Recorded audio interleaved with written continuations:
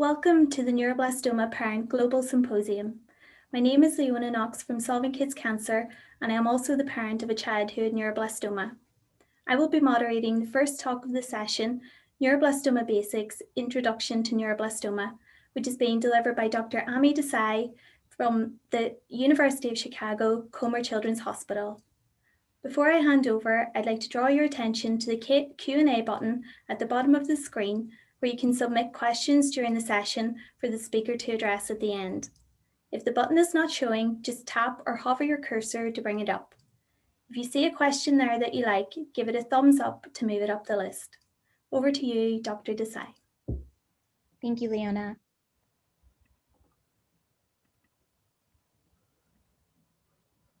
All right. Hello, everyone, and thank you for joining us today.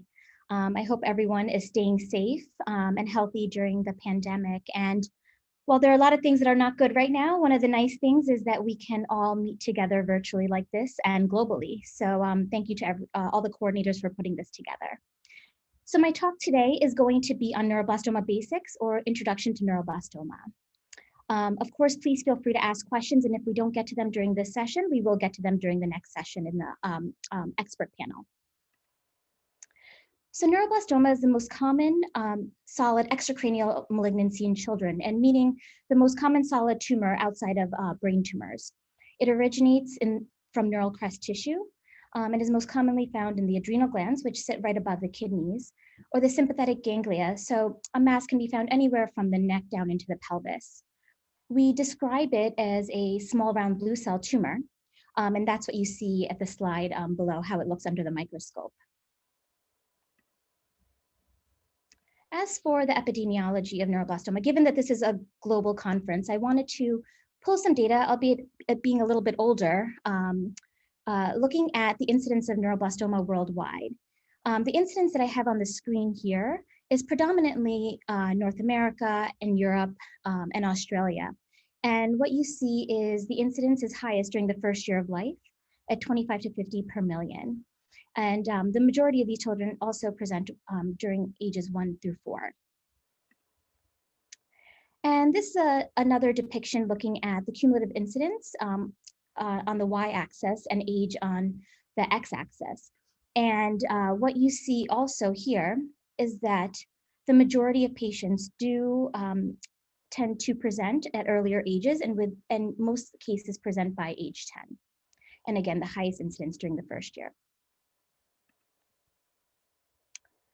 In the US, there are approximately 800 new cases per year. It accounts for 7% of all childhood cancers and 15% of childhood cancer mortality. It affects males more than females, and the median age of diagnosis is 18 months.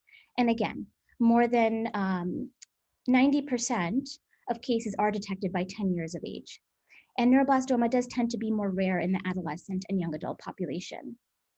Of all the newly diagnosed cases, approximately half of those cases are patients who have high-risk disease. And there is a higher prevalence of high-risk disease in Blacks and Native Americans. Neuroblastoma has a broad spectrum of clinical behavior, and this is really reflective of the tumor biology, which again drives the tumor. So on one end of the spectrum, you see young children with favorable biology tumors who may have spontaneous regression of their tumor and not require any therapy. And on the other end, you may have children who are greater than 18 months of age or older who have metastatic disease and again require intensive multimodality therapy.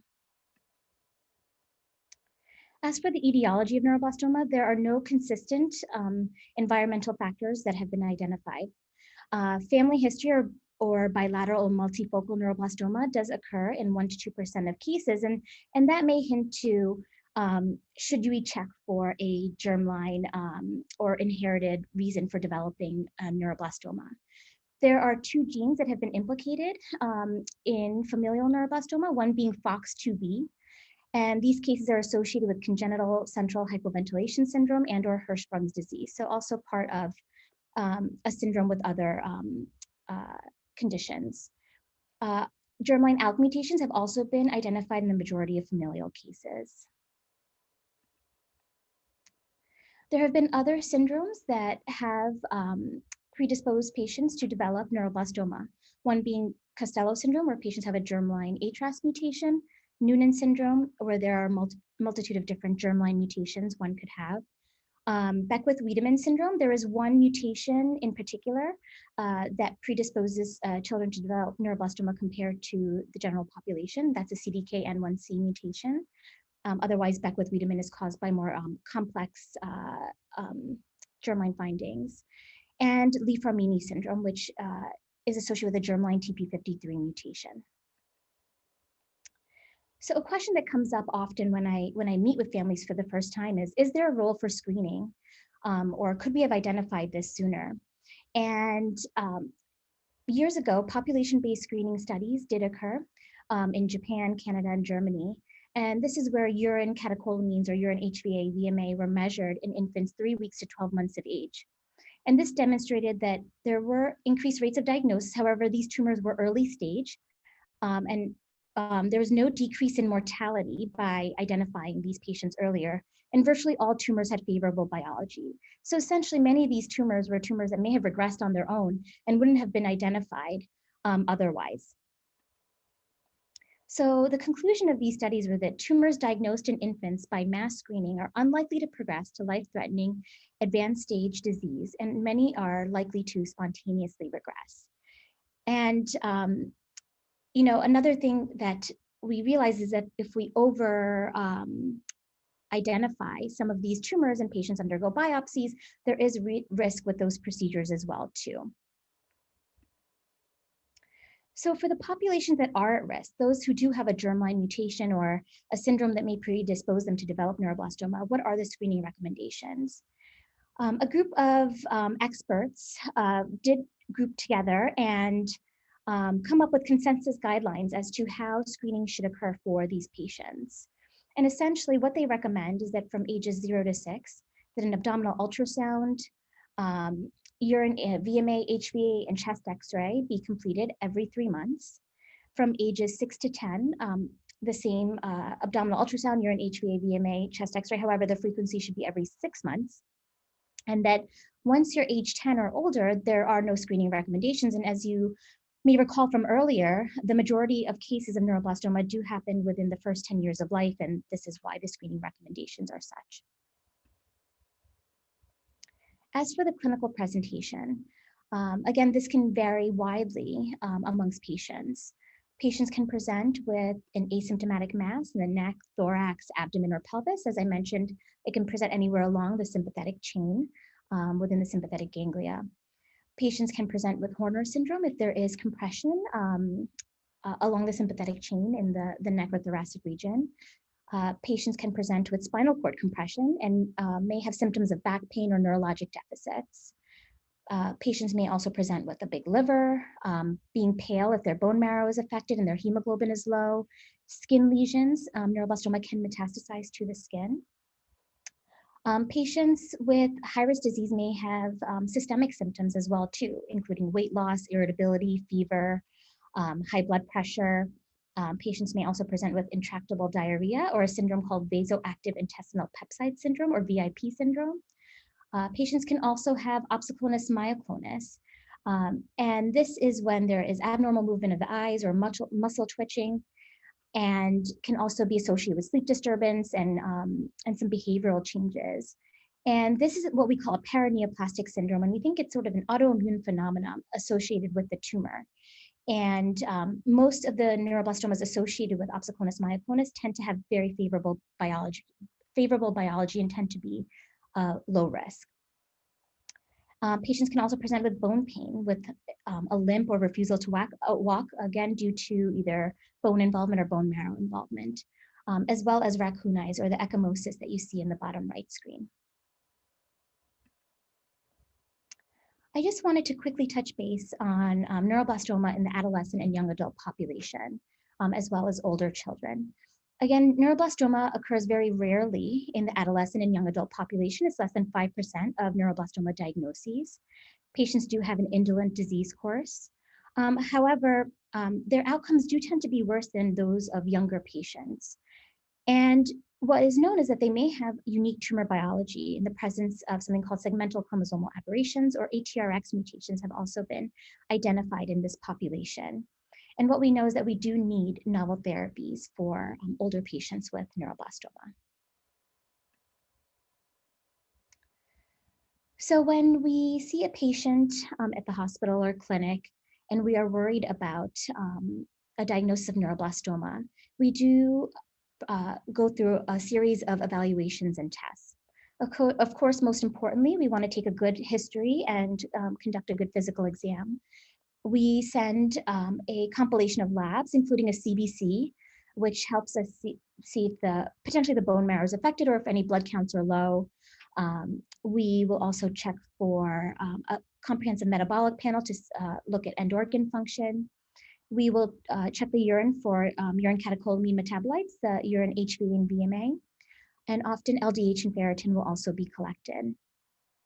As for tumor imaging, we will often start with either an ultrasound or a CT of the neck, chest, abdomen, and pelvis. And on the right of the screen, you can see a CT of the abdomen where you see this mass, and this is someone's primary tumor with a diagnosis of neuroblastoma. We also will order an Mibg scan, and the vast majority of patients do have Mibg positive disease. However, there are a small subset of patients whose tumors may not light up on Mibg, and for those patients, we do order a PET scan and follow them with a PET scan. And for certain patients, we may also order an MRI to further evaluate a specific location of the tumor. We start with a biopsy of the tumor, as well as bilateral bone marrow aspirates and biopsies. And this slide just summarizes how we diagnose neuroblastoma and the international criteria for diagnosis. So the gold standard is to have either pathologic examination of the tumor tissue. Alternatively, you can have unequivocal tumor cells in the bone marrow combined with the detection of elevated urine catecholamine excretion. So this slide just summarizes a little bit about what an Mibg scan is. Mibg scans are used to detect certain types of neuroendocrine tumors, such as neuroblastoma. An analog of norepinephrine is labeled with radioactive iodine. Again, that's where the I-123 comes from, and is taken up by the neuroblastoma cells. So the Mibg tracer is taken up with this radioactive iodine attached and helps us identify areas of neuroblastoma. We then will give a Curie score to determine and help us quantify the extent of metastatic disease, as well as primary site disease in the bone and soft tissue. There is normal uptake that can occur in the salivary glands, bladder, and liver. So if those areas light up, that's not to be concerned. We do administer SSKI drops or for thyroid protection. So we want to saturate the thyroid so that the thyroid does not pick up the Mibg, in efforts to prevent hypothyroidism. So as you can see on the right here, this is a patient's, one of my patient's Mibg scans, and you could see there's some involvement in the bones, in the arms, and in the legs, as well as the vertebral bodies. So this is just a summary of how we come up with a Curie score. We like to call this our Curie man, and there are different regions that we break the person up into, and a Curie score is given to each of those regions based on the extent of disease within that region. And again, this helps us quantify the disease burden each of our patients may have. And this is a number that we can follow along during therapy. So now I'm going to switch over a little bit to prognostic markers in neuroblastoma and what are certain factors we use to risk stratify our patients. And this is a slide that was given to me courtesy of one of my colleagues and mentors, Dr. Susan Cohn, which helps summarize some of the prognostic markers that have been developed from the 70s up till now in neuroblastoma. And as you can see, the top 5, stage, age, Mibg status, ploidy, and histology, is currently what we use within the children's oncology group to risk stratify patients and assign their therapy.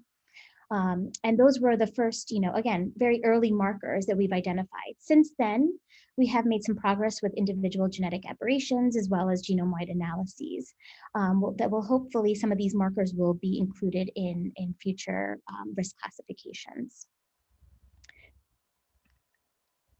So again, within the children's oncology group, and there are 5 factors that we use as prognostic factors. Age, and although age is a continuous variable, we do have to draw a line in the sand somewhere. So based on data that has been collected, it has been at 18 months. So again, being younger is favorable. Stage of your disease. So the older staging system we use is the INSS staging system, and a newer staging system we're using is the INRG staging system. And it helps us identify patients have more localized disease versus metastatic disease. MICN status, so whether the tumor is MICN non-amplified versus amplified, with MICN amplification demonstrating more aggressive tumor biology. Histology is determined by the International Neuroblastoma Pathology Classification System, or INPC, and is categorized as either favorable or unfavorable based on how the tumor is either maturing, the stromal content, how much tumor replication there is, or what the MKI is under the microscope. And the 5th characteristic is tumor cell ploidy with DNA index, with a DNA index greater than 1 being favorable. And this is just an example of the COG neuroblastoma risk group schema. Again, this is, there is a new classification system that will be coming out within the next year, but this is our current system where we have stage, age, MICN, ploidy, histology, and that helps us then determine risk group. And I'm just going to show you an example here that we put all these factors together, but for a patient that's greater than 18 months of age with metastatic disease or stage 4 disease, that patient is automatically high risk, and it actually does not matter what their MICN, ploidy, or histology is.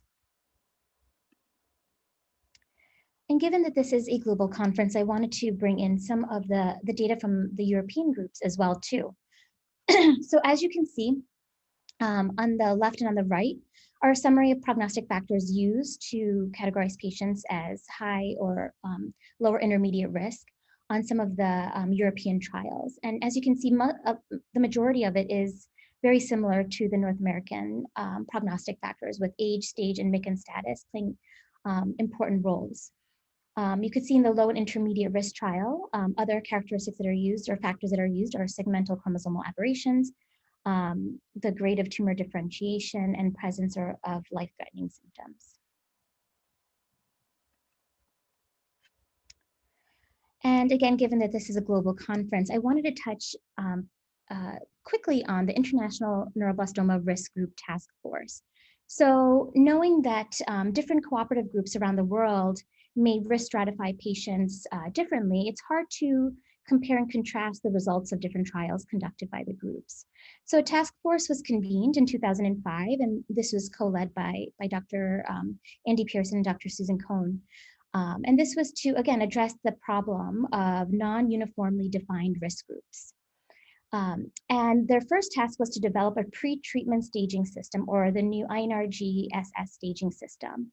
And this incorporated, or now incorporates, image-defined risk factors, and is no longer dependent on the degree of surgical resection. So it's a pre-surgical, or a pre-treatment staging system.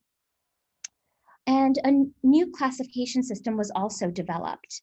And this was derived from 8,800 patients diagnosed between 1990 and 2002 in North America, Australia, Europe, and Japan.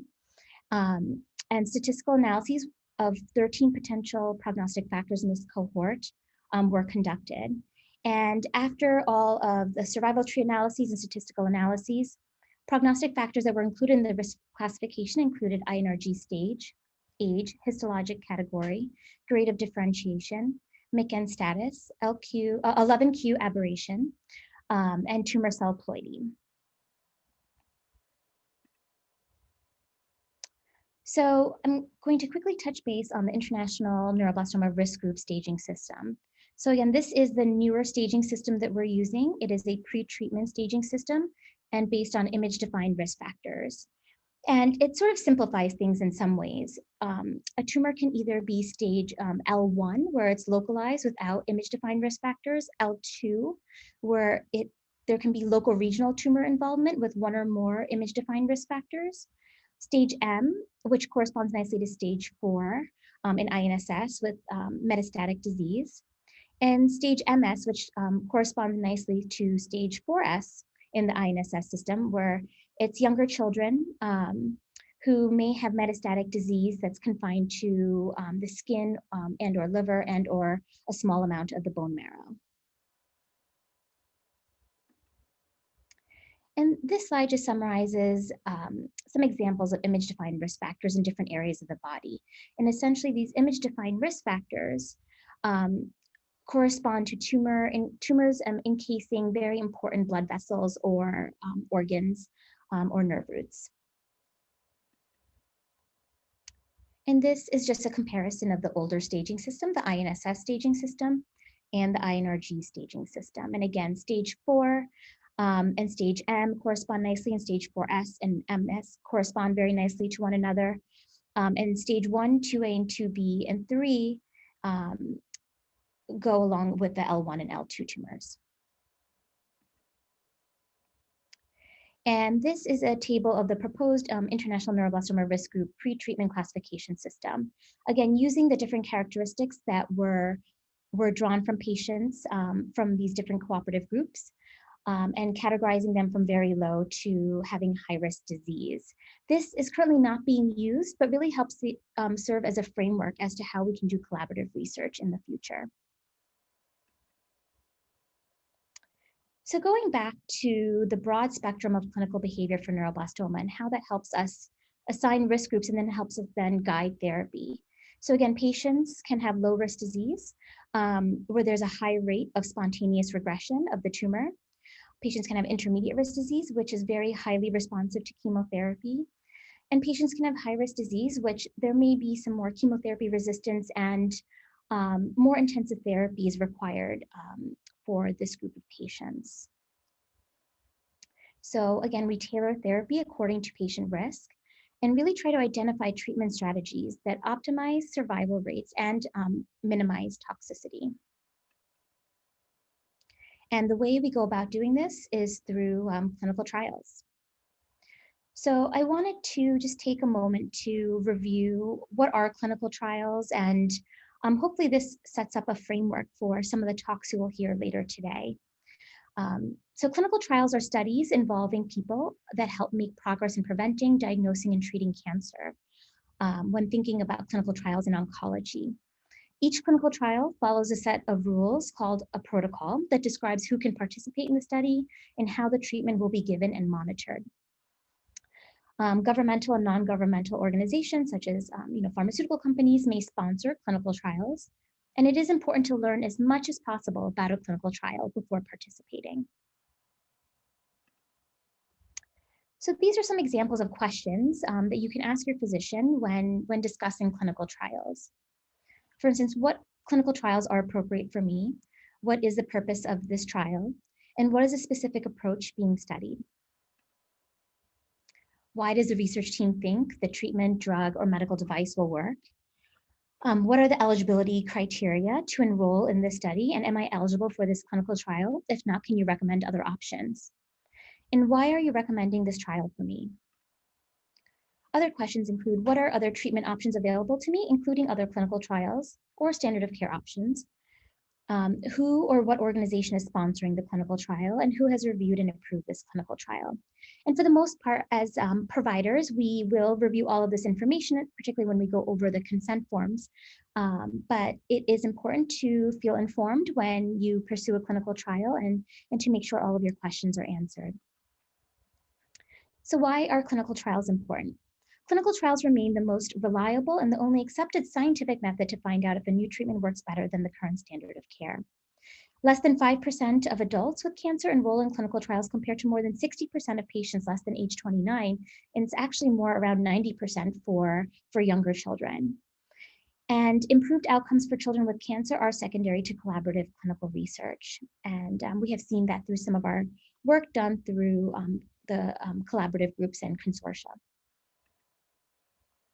And as for clinical trial requirements, who can participate on a trial is determined by the inclusion and exclusion criteria. These criteria are based on a person's age, type of disease, medical history, and current health. Inclusion criteria help make sure that all the people in the clinical trial are medically similar. For example, all patients may have high-risk neuroblastoma for a particular study. If people have too many medical differences, it's really difficult to interpret the results, and that's why we do this. And exclusion criteria are instituted to help keep patients safe. And there are three main phases of clinical trials that are really relevant to hopefully the audience today. And again, will help set the stage for some of the talks later today. Phase 1 studies are clinical trials conducted in a small group of people to determine the dose and administration schedule of a drug or drug combination and learn about toxicities. Phase 2 studies are clinical trials that provide more information about the safety of the new treatment and how well it works to treat cancer. So now that you have a dose, they're now testing it to see how well it works within certain populations. And phase 3 studies are clinical trials that compare new treatment with what is considered standard treatment in a large group of people. And so phase 1 and phase 2 studies are really relevant often for perhaps patients who may have recurrence of their disease. Phase 3 studies are really the studies that we discuss in the frontline setting. So clinical trials in neuroblastoma, again, are used to tailor treatment according to predicted behavior based on clinical characteristics and tumor biology. And a series of clinical trials for children with low, intermediate, and high-risk neuroblastoma have been ongoing for decades to identify treatment strategies with optimal survival rates and minimal toxicity. And I'm going to go through some examples of phase 3 studies that have helped shape the way we treat neuroblastoma in North America. And again, I will incorporate how some of this compares and contrasts to studies completed in Europe. So for low-risk neuroblastoma, there was an older study looking at primary surgical therapy for low-risk neuroblastoma. And the objective of this study was to demonstrate that surgery alone would achieve excellent overall survival for patients with asymptomatic lower stage neuroblastoma, or INSS stage 2 and 2B. So for asymptomatic patients, they had surgery alone, and symptomatic patients had 2 to 4 cycles of chemotherapy plus surgery.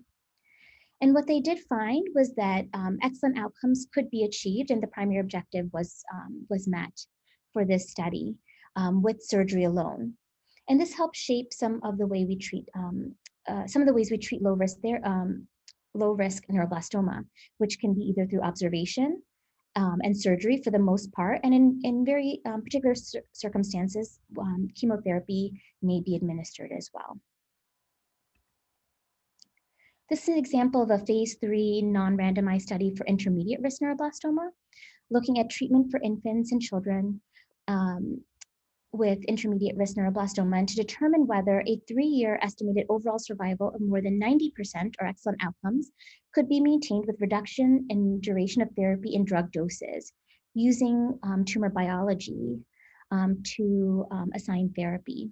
So again, patients who had more tumors with more favorable biology received 4 cycles of chemotherapy and surgery, and those with unfavorable biology, tumors with unfavorable biology received 8 cycles of chemotherapy and surgery. And what was seen here was that excellent outcomes could be maintained using this therapy assignment. And what they found was that you can reduce therapy while maintaining excellent outcomes. The next intermediate risk study is a Children's Oncology Group study, ANBL 0531, which looked to see to reduce therapy for certain subsets of patients using biology and response-based algorithms to assign treatment duration while maintaining 3-year overall survival greater than or equal to 95%. And the next bullet just summarizes the biology that was used, which includes established criteria plus 1p and 11q allele status. And therapy included anywhere from 2 to 8 cycles of chemotherapy based on response, as well as surgery. And again, what they saw were that excellent outcomes could be maintained with this response-based therapy. So patients with intermediate risk neuroblastoma may receive anywhere from 2 to 8 cycles of chemotherapy currently, with or without surgery, as well as our current standard of care. And similarly, within European studies, decreasing therapy for certain patients with intermediate risk neuroblastoma has also resulted in excellent outcomes. This slide summarizes some of the key studies completed in high-risk neuroblastoma patients, which has helped shape our current standard of care. And again, when I say standard of care, I mean those that are considered standard of care through the majority of North America and the Children's Oncology Group. And of course, there are certain institutional protocols or standards that may be different.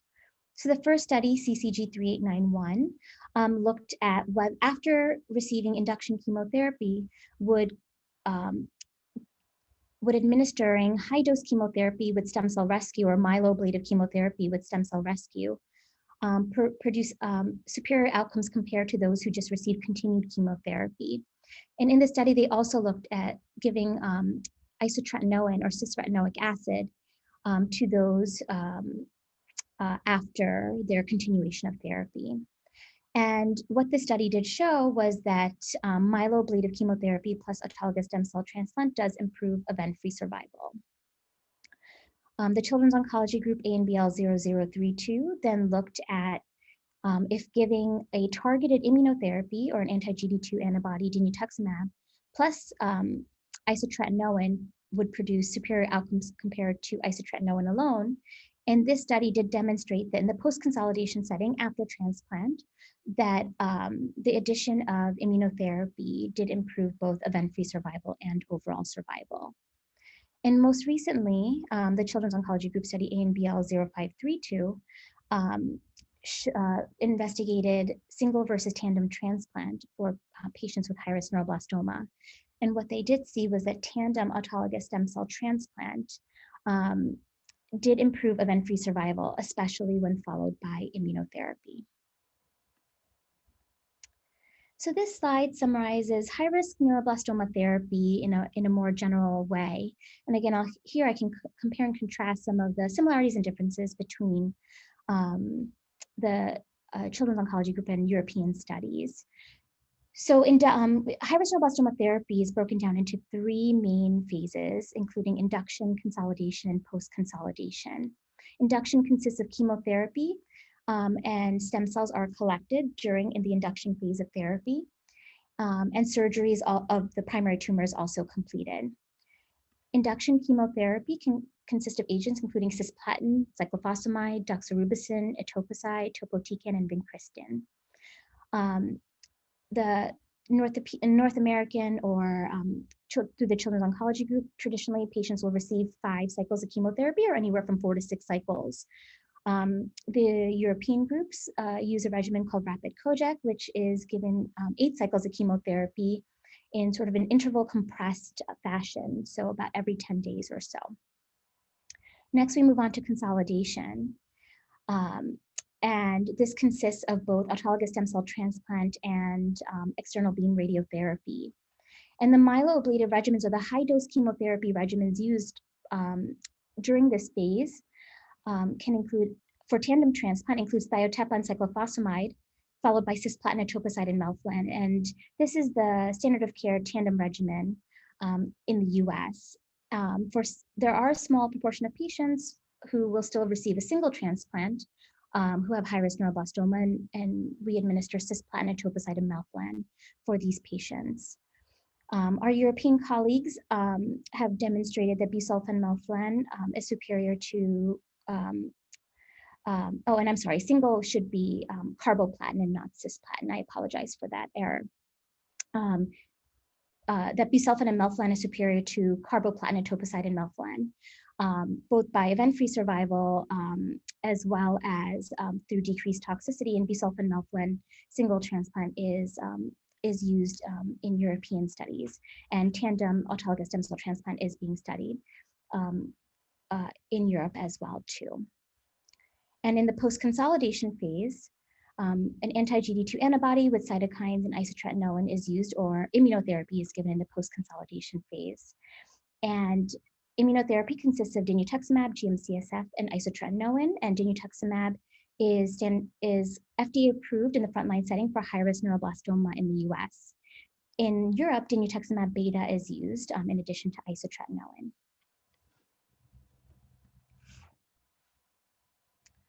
And this slide just demonstrates outcomes for patients with neuroblastoma, high-risk neuroblastoma, by era. And as you can see, in the most recent era, 2010 to 2015, outcomes are superior than earlier eras. So, which is great, but we still have a lot of work to do, and we need to still improve outcomes for our patients with high-risk neuroblastoma. And really, to end this talk, I'm going to briefly go through targeted therapy highlights, and this includes anti-GD2 antibodies, Mibg therapy, and Alk inhibitors, and you will hear more about these therapies over the course of the next day or two. So the dicyaloganglioside GD2 is uniformly expressed by neuroblastomas, and these antibodies bind to GD2 and are a targeted way of us providing care for our patients with neuroblastoma. Again, dinutuximab is the anti-GD2 antibody we commonly use in North America and is used both in the post-consolidation setting as well as in combination with chemotherapy in the relapse setting. And there are some newer combinations coming out as well too. Dinutuximab beta is used in the post-consolidation setting in primarily in Europe. And naxitamab is another anti-GD2 antibody that is a humanized version of the 3F8 murine monoclonal antibody, or murine antibody as well too, and you will hear more about this during this conference. GD2 is really restricted to neuroblastoma and really not on other normal tissues. However, it is expressed on long nerves, and one of the big side effects of anti-GD2 therapy is pain. And for patients who have undergone this therapy, you know that we try to get ahead of it and have patients receive pain medication while receiving this therapy. So we try to control the pain ahead of time. Other side effects may include allergic type reactions.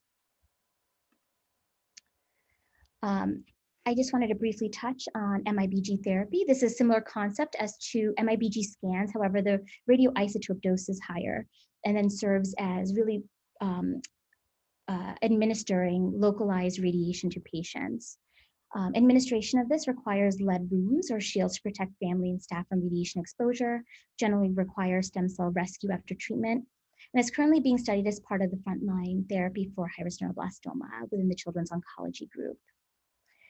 And this is an example of a patient Mibg scans for a patient undergoing I-131 Mibg therapy. And as you can see, this patient has some disease in the arms and in the legs.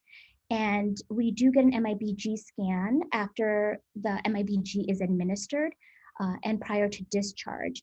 And what this does, and this helps us make sure that the tumors actually did take up the Mibg. So sometimes things will actually seem brighter on the scan. And I always tell families who may see this in, their health records that, this does not mean anything is worse. It's something we want to see. We want to see the uptake be more intense on the scan to make sure that the therapy, that the neuroblastoma cells are uptaking the Mibg. And this is a scan 6 to 8 weeks after therapy. And as you can see, there's clearance of a lot of the disease. And this is again a patient with quite a bit of disease burden at the beginning prior to Mibg therapy, who had a very excellent response to this therapy as well. As for Alk mutations, approximately 14% of children with high-risk neuroblastoma have a tumor with an Alk aberration, either a mutation or amplification. Crizotinib is a drug that targets Alk and has been studied in the phase 1 and phase 2 setting in children with neuroblastoma, relapsed or refractory neuroblastoma, and has also been studied in conjunction with chemotherapy. And based on some of these studies, has been integrated into the frontline setting for one of the Children's Oncology Group high-risk studies. However, there are newer Alk inhibitors coming out, such as lorlatinib, that you will also hear about later today. So I wanted to end also by saying, we want to produce really excellent outcomes for our patients. We want to make sure we're doing that, but we also want to be cognizant of the late effects some of our therapies have. So our patients do receive some anthracyclines and may have cardiac side effects from the therapy that we give. Patients may have endocrine side effects such as short stature or hypothyroidism. From the platinum agents that we administer, they may have ototoxicity. From the chemotherapy agents we administer, there is a risk of second malignancies. We're further investigating neurocognitive outcomes, as well as we follow pulmonary outcomes, and as well as kidney function long-term as well too. And these are just a few things I wanted to highlight, that while we want to, again, optimize outcomes, we do want to minimize toxicities, and that is also something we are cognizant about as we develop new treatments. And you will hear more about late effects with Dr. Diller and Dr. Mustafi Moab. And how can we continue to improve outcomes?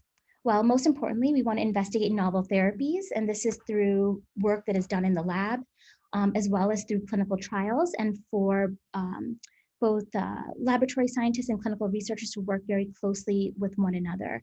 And you will hear about some of the drug development being done in neuroblastoma throughout this conference.